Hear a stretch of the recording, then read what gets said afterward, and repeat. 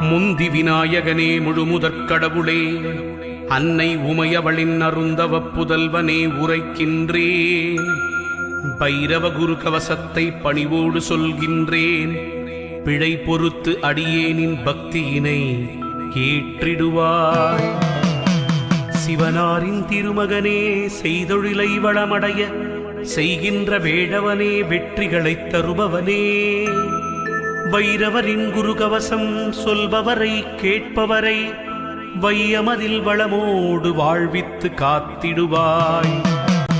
பைரவா சரணம், பைரவா சரணம், பாவங்கள் போக்கும் பைரவா சரணம்.